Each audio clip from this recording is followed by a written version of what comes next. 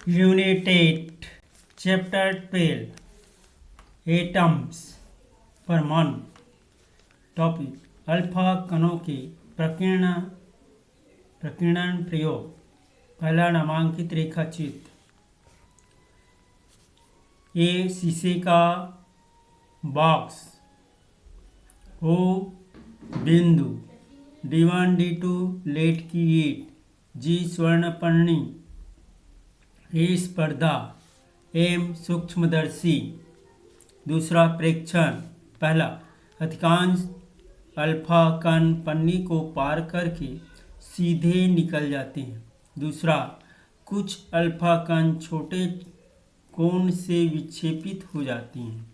तीसरा, कुछ अल्फा कण 100 में से 90 अंश से अधिक कोण पर प्रकीर्णित हो जाती हैं। चौथा, कुछ अल्फा कण वापस लौट जाते हैं। तीसरा है निष्कर्ष। पहला, चूंकि अधिकांश अल्फा कण पन्नी को पार कर सीधे निकल जाते हैं, परमाणु का अधिकांश भाग खोखला होता है। दूसरा, प्रयोग का महत्व। रदरफोर्ड के प्रयोग से इस बात की जानकारी हुई है कि परमाणु का संपूर्ण धनावेश एक ही सीमित स्थान में, जिसे नाभिक कहते हैं, केंद्रित होता है। रदरफोर्ड का परमाणु मॉडल। पहला, परमाणु के समस्त द्रव्यमान और समस्त धनावेश उसके केंद्र पर बहुत ही छोटे भाग में, जिसे नाभिक कहते हैं, संकेंद्रित रहते हैं। दूसरा, नाभिक का आकार 10⁻15 मीटर के क्रम का होता है, जो परमाणु के आकार 10⁻10 मीटर की तुलना से 10⁵ गुना छोटा होता है। तीसरा, नाभिक के चारों ओर 10⁻10 मीटर त्रिज्या के खोखले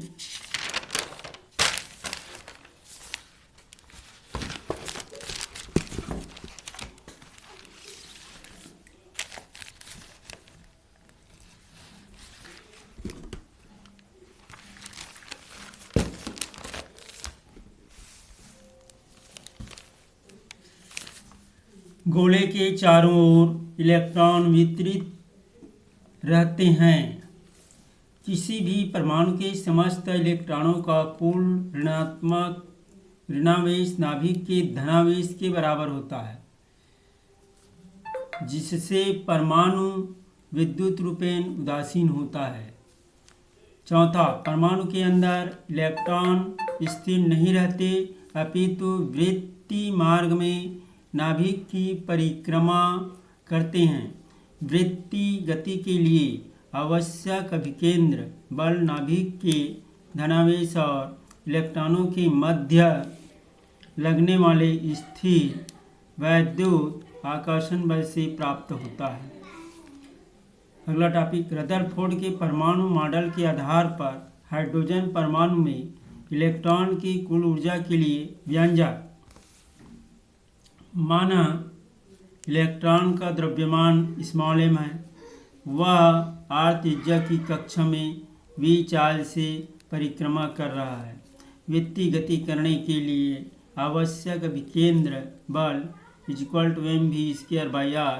कूलाम के नियम से नाभिक के धनावेश और इलेक्ट्रॉन के बीच लगने वाला स्थिर वैद्युत आकर्षण बल 1/4πε0 × E × E/r² 1/4πε0 × E²/r² या r 1/4πε0 × E²/mv²। समीकरण 1 इलेक्ट्रॉन की कक्षा की त्रिज्या एवं उसकी चाल में संबंध प्रदर्शित करता है। यदि इलेक्ट्रॉन की गतिज ऊर्जा k हो तो k = 12 mv² समीकरण 1 से मान रखने पर k = e²/8πε0r नाभिक से r दूरी पर स्थित इलेक्ट्रॉन की स्थितिज ऊर्जा U = 1/4πε0 e⁻e/r। चूँकि U = 1/4πε0 q1 q2/r -e²/4πε0r। अतः हाइड्रोजन परमाणु में इलेक्ट्रॉन की कुल ऊर्जा E = U + K = U²/8πε0r -e²/4πε0r -e²/8πε0r।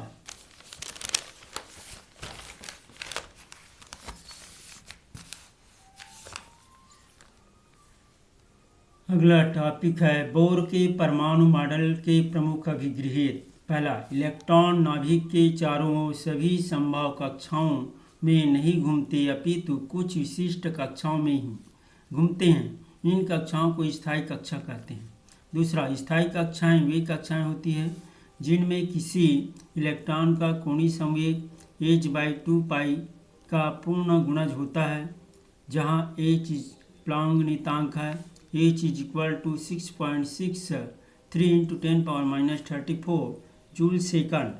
यदि m द्रव्यमान का इलेक्ट्रॉन r त्रिज्या की कक्ष में विवेग से घूम रहा हो तो इसका कोणीय संवेग mvr होगा। इसलिए mvr = nh/2π, जहाँ n = 1 2 3 4 n को मुख्य क्वांटम संख्या कहते हैं।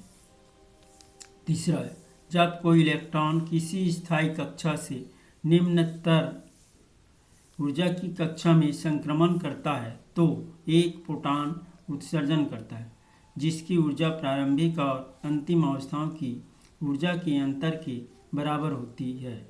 इस प्रकार hν = EI - EF